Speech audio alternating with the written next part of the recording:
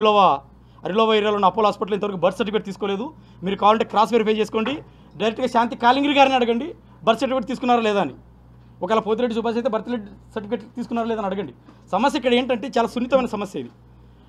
నాతో legal divorce తీసుకోలేదు, నాకు ఇద్దరు ఆడపిల్లలు, అక్కడ చూస్తే ఒక బాబు, అక్కడ చూస్తే ఈ రకరకాల పేర్లు చెప్తా ఉంది. కాబట్టి మీడియా ద్వారా నేను అడిగేది ఏంటంటే DNA టెస్ట్కు ఎవరైతే పేర్లు ఉందో వాళ్ళందరినీ పిలిపించి పక్కాగా క్లినికల్గా పెటర్నిటీ టెస్ట్ చేసి రిటర్న్లో ఒక డాక్యుమెంట్ ఇస్తే ఈ సమస్యకు ఇది శాశ్వత పరిష్కారం.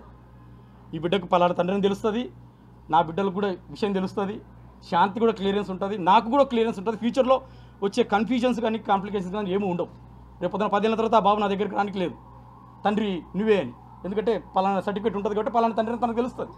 సో ఈ కాంప్లికేషన్స్ లేకుండా ఉండాలంటే ఇదొకటి చేయండి, ఇదొకటి జరగాలని నేను ఆశిస్తూ ఉన్నా.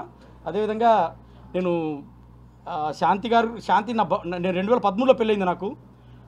13, 14, 15, 10 ఏళ్ళు ఇద్దరు పాపలు పుట్టారు. మా మధ్య చిన్న గొడవలు తప్ప విడాకులు తీసుకున్నంతది ఏదీ లేదు. ఆమె ఎందుకో మరి 2016లో నేనేదో డాక్యుమెంట్ విడాకులు మీద సంతకాలు పెట్టానని అదంతా ఇట్ ఇస్ అ బోగస్. ఆమె అది పక్కా ఫేక్ డాక్యుమెంటు.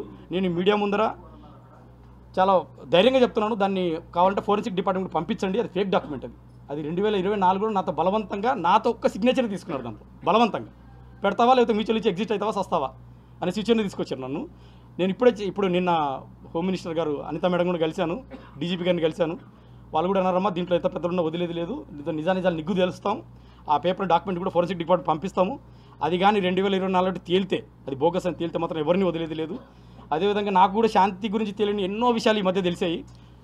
సో రామకృష్ణ గారు సార్ కూడా చెప్తారు తన మాటల్లో జరిగిన విషయాలు ఏంటి, శాంతికి ఉన్న నెక్సస్ ఏంటి. ఈ ముగ్గురు అంటే శాంతి కాలింగిరి నా భార్య, అదేవిధంగా విజయసాయి రెడ్డి గారు